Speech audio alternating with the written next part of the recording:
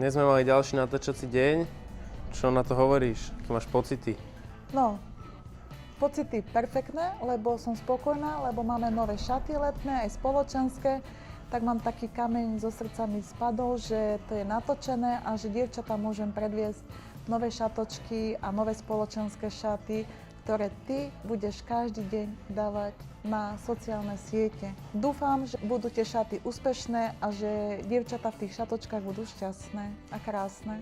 No jasné. A povedz nám, dnes máme nedeľu. Pochvál sa nám, aké máš plány na ďalší týždeň. Pracovné alebo možno aj súkromné. Ja som taký malý workoholik. Od rána do večera pracujem.